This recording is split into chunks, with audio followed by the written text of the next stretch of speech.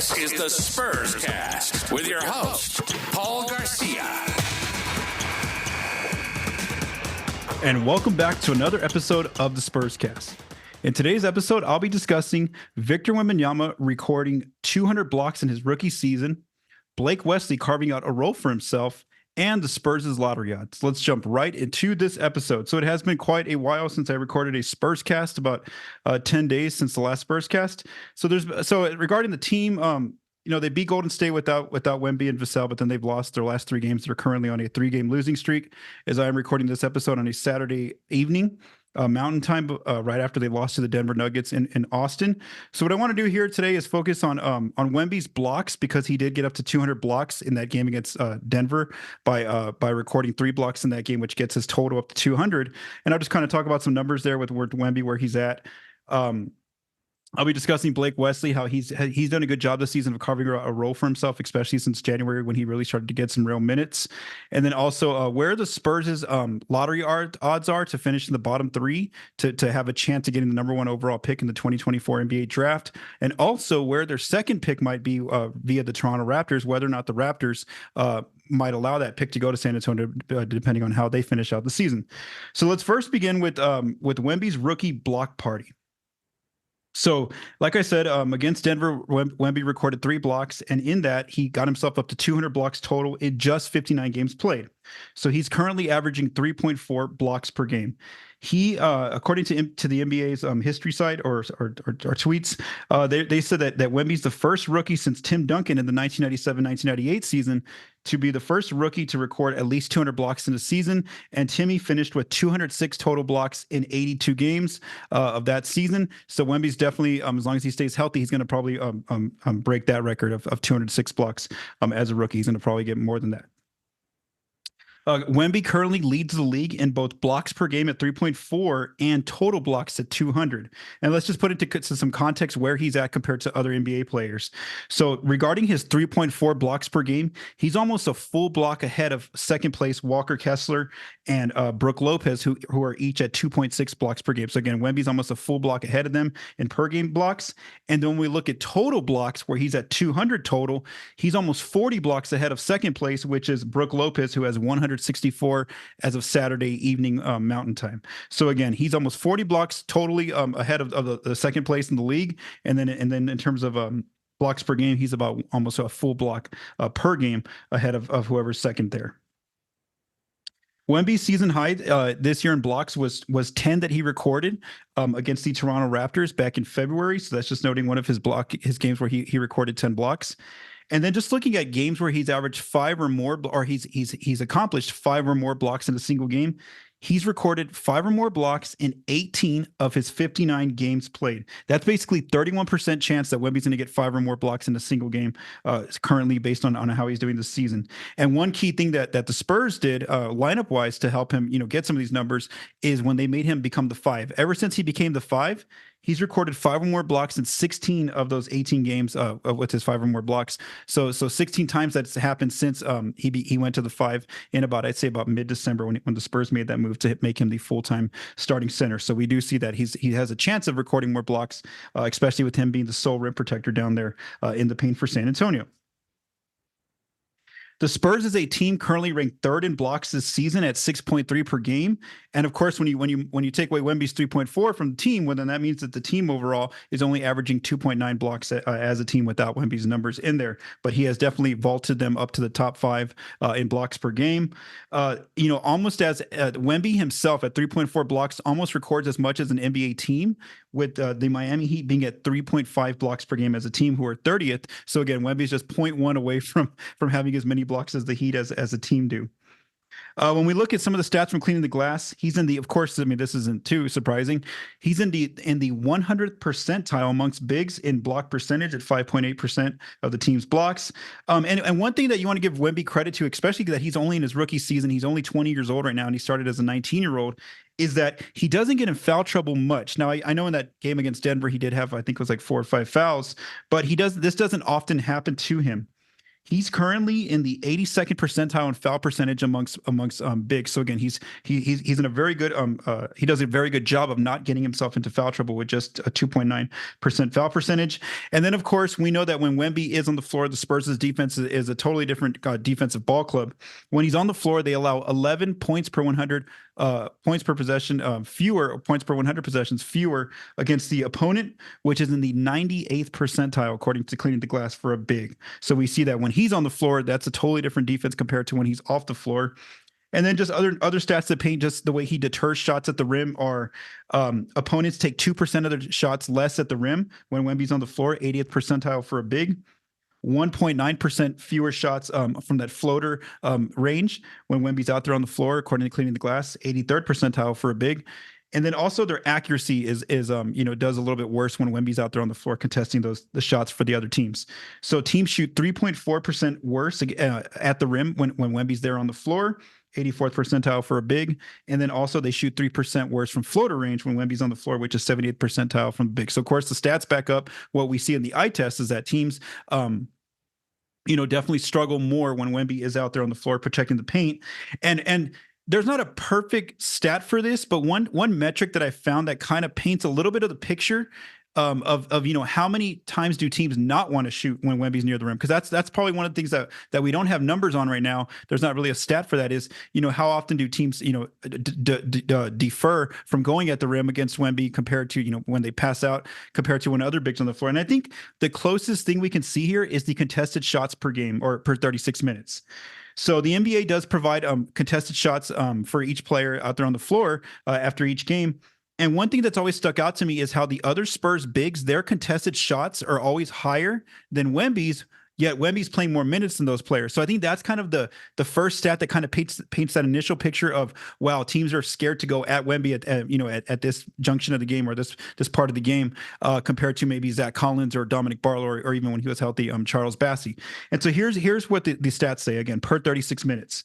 Zach Collins leads the Spurs with 14.5 shot contested shots per game per 36 minutes. Dominic Barlow is second at 13.7 contested shots per 36 minutes.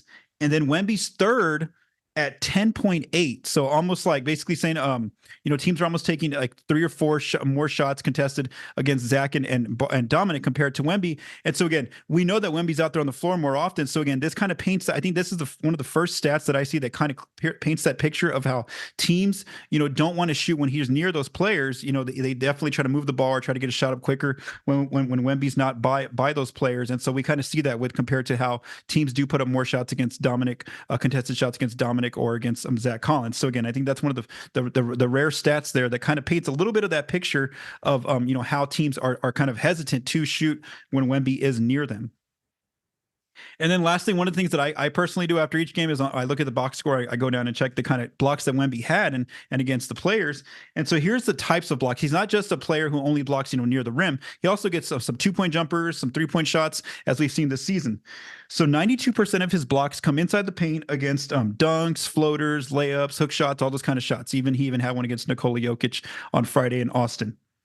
5% of his blocks are on 2-point jump shots. And we saw that happen against Peyton Watson in that game against Denver, where Wemby actually blocked some 2-point shots. And that was one of his first blocks I remember recording. Was his first initial block in the NBA was against Kyrie Irving. And it was a mid-range shot from Kyrie, and Wemby went up there and blocked it. And so 5% of the time his blocks are on 2-point jumpers. And then lastly, 4% of the time his blocks do come off 3-point shots from the opponent. So again, we know that he has that ability to block shots there. So again, that was just kind of something I wanted to do, is now that Wemby hit the 200 block mark for his rookie season, I want to kind of see where does he compare to other bigs and other players in the league, and where, even compared to other teams in the league. And that kind of shows where he's at, just using more so a numbers database point. All right, so now for my next question, it was basically, obviously if you've been watching the Spurs games, you know that Blake Wesley has been part of he's had a consistent role now on the team for this most of the season, and so I really wanted to see, what has he been doing on both ends of the floor to help himself get minutes out there on the floor, and what do kind of some of the numbers say, and also what do my observations by the eye test say. So when you look at his games played and his minutes per game, his minutes really increased starting in in late December, but then they really got more consistent from January through through today, basically through March. And the reason for that is several factors. One, we know that, at first the Spurs started experimenting with Jeremy Sohan at point guard for, from the beginning of the season to about early December. And then that meant Trey Jones was the backup point guard, which meant Trey got all the backup minutes. So then the Spurs, went away from that experiment after like 20 or something games, and Trey becomes a starting point guard. And then the team gave a chance to Malachi Branham to get some minutes. Branham didn't do too well in that role, and then I think he got hurt. And so Blake eventually got that chance from the coaching staff. And then Blake's just been very energetic, and he really earned that role for himself of being a good backup point guard. And so that has been his role, where he's now become the backup point guard, coming in, subbing in for Trey Jones. And then Malachi Branham got his role, and he's starting to play better once Doug McDermott got traded. So we know that he's got those backup 2 minutes. So let's just kind of dig into some of the numbers and also what the eye test says regarding Blake's play this season. Let's first focus on offense. So from January through today, March 16th, he's averaging 15.7 minutes per night. So again, he's gotten some decent minutes there. It's about 60 minutes a game. He, on offense, he doesn't score or add a lot there. I mean, that's still a part of his game that's still being worked on. But I think his decision making has just gotten better on that end of the floor. So he's averaging about 5 points per game since January in 35 games. He's shooting 53% from the floor, 16% from three, which he doesn't take many threes, just 0.9 per 3-point attempts. And he's shooting 70% from the free throw line, about 1.3 free throw attempts. Also, you can see his ball movement here, three assists to just 0.9 turnovers per game. We do know that if you watch Blake's shot profile, 71% of his shots do come in the paint. So again, he's mainly a player. If he's going to shoot the ball, he's going to do it attacking inside. One thing that we've noticed is how much he has tried to dunk the ball. Instead of just going for any kind of layups or making it difficult, he's just going to go down there and try to dunk it. And we do see this. 51% of his paint shots are from that dunk layup range, and he's scoring over a point per shot there. And then one thing he's done good when he has to take those shots is his floater has been, pretty good this season.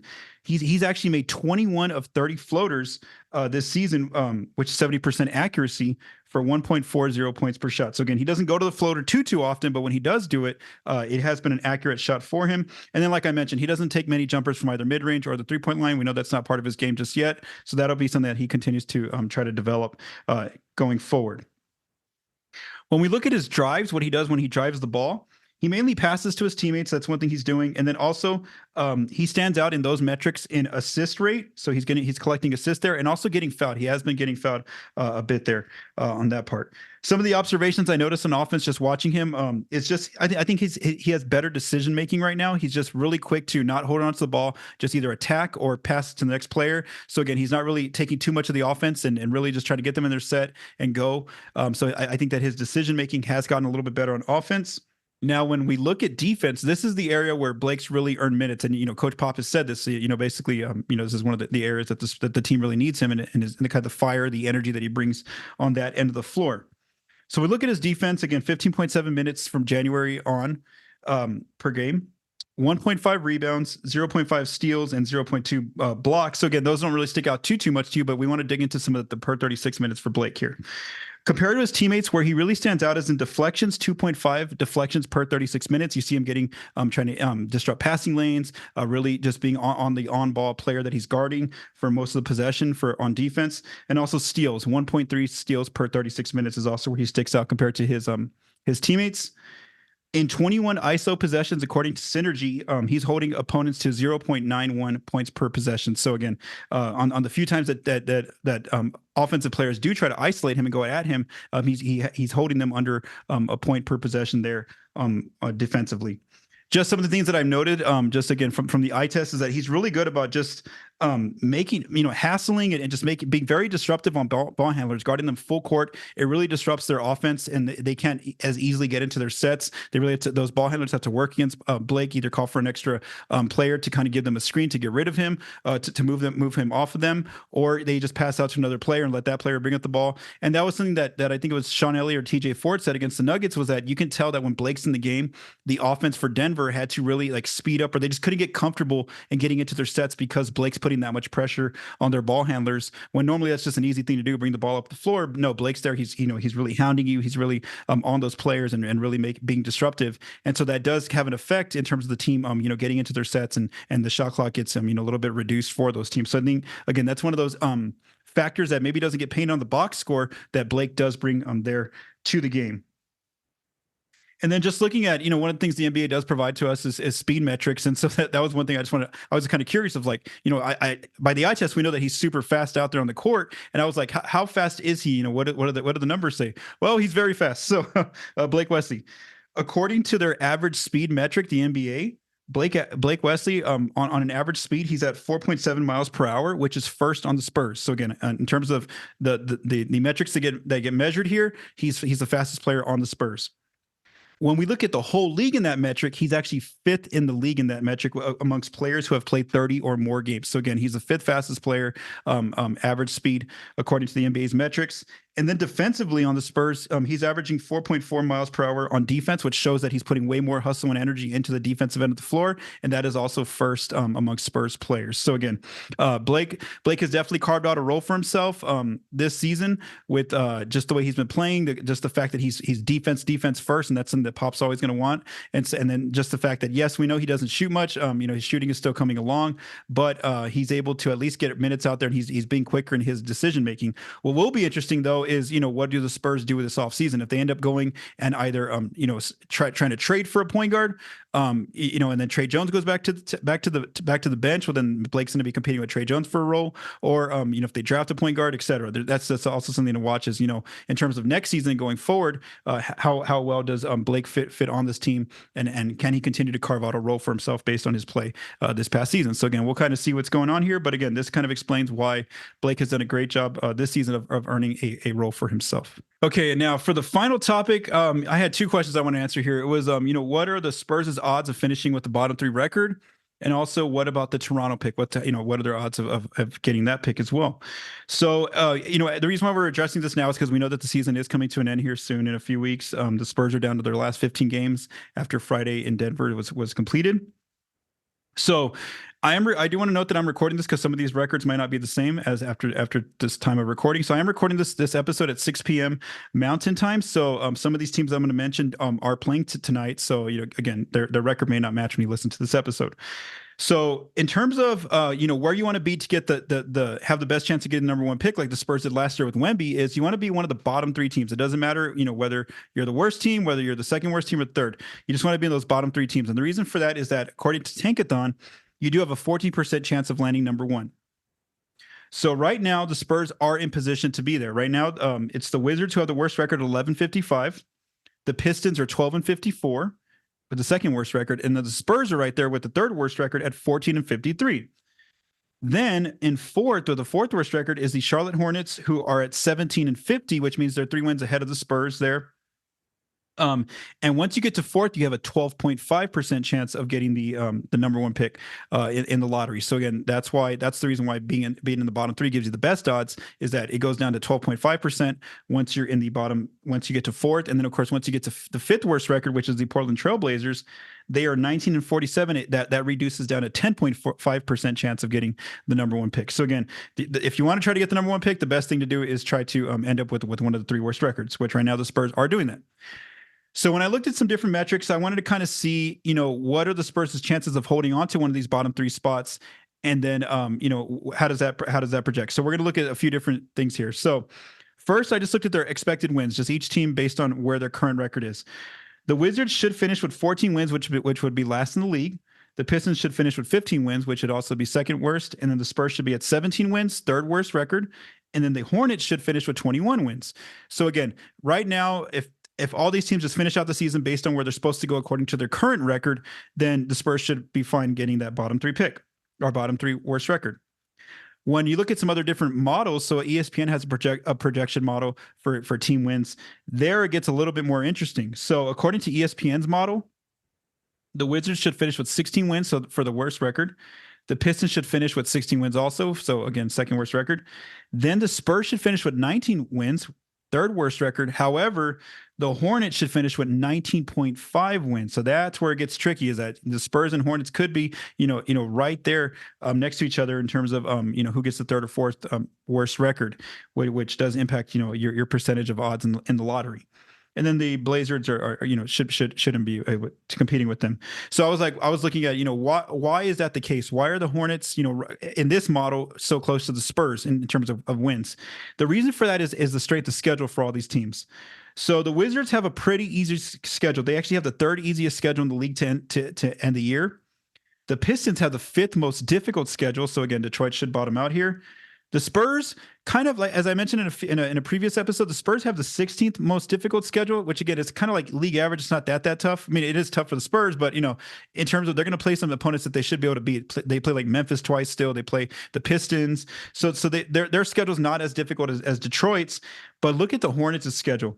According to Positive Residual, the Hornets have the second most difficult schedule left in the league. And so that's why, yes, right now the Hornets have 3 more wins than the Spurs, but again, in terms of schedule strength, the Hornets do have a very difficult schedule here to finish the year, and that's why it could get interesting if the Spurs start picking up some wins here, and the Hornets, go on a big losing streak or aren't able to win as many games. That maybe we do see that 19 wins coming down to the wire here for each of those teams, which could impact going from third to fourth for the Spurs, or for the Hornets going from fourth to third in terms of worst record, which does impact lottery odds there. So again, that was very interesting to see. I also want to note that the Blazers have the third most difficult schedule left in the league, according to Positive Residual. So again, that'll be something to watch, is just the fact that the Hornets do have a harder schedule to finish out the year. And lastly, we do know that the Spurs have a chance to get the Raptors' first round pick as well this coming season, or this coming draft. The way they need to do that is that pick is protected for Toronto 1 through 6. So if in the lottery the Raptors end up with 1 through 6, they get to keep their own pick. If it's 7 through 30, well then the Spurs get to have that pick. So again, for the Spurs, they're hoping that ends up being 7 through 30. For the Raptors, where they're currently at, they're kind of like in a race with Memphis of trying to get to the 6th worst record, and then Memphis is currently there with them at the 6th worst record. So right now, Toronto is 23-44 as of Saturday afternoon or Saturday evening. That they are tied with Memphis for the 6th worst record. So again, them and Memphis are kind of right there. According to the ESPN projection I was mentioning earlier, the Raptors should win 27.3 games this season, which should finish them at 7th with the 7th worst record. So again, that pick would likely go to the Spurs. And then Memphis should finish with 27.1 wins, which should be 6th worst record. So again, if that happens, and again the Grizzlies get 6th in the lottery, well then the Spurs get to keep the Raptors pick. But if the Raptors sneak up and get 6th, then that pick goes to that pick stays with Toronto. In terms of who has a tougher schedule, the Raptors have the 12th toughest schedule left in the league, and the Grizzlies have the 10th toughest schedule left in the league. One thing we do want to know about Toronto, though, is that they may be without their their all-star Scotty Barnes for either a few more weeks of the season or just the end of the season. So we do know that Barnes suffered a fractured left hand early in March when the month had started, and so he hasn't played in, I think, the last 7 games, and they haven't really put on a timeline of when he's going to return. So the Raptors, in terms of losing games, that favors them because they're missing their best player for them. Unfortunately, that Barnes did suffer that hand injury. So again, that's kind of just where everything lies with 15 games left in the season for the Spurs, is that they're going to, right now, yes, it looks like they're comfortable in terms of, having a worse record than Charlotte, but just watch, because Charlotte's schedule does get a little bit more difficult, and the Spurs' schedule is still difficult, but they do have some more winnable games than Charlotte coming up here from now until the end of the season. And then also regarding the Raptors pick, that's also something to watch between that race between Toronto and Memphis is something to keep an eye on. All right, so thank you for taking some time to listen to this episode of the Spurscast. If you like what you heard, please subscribe, rate, and review on YouTube or your favorite podcast apps. This episode was written, recorded, and produced by Paul Garcia. From all of us at Project Spurs, stay safe, have a great day.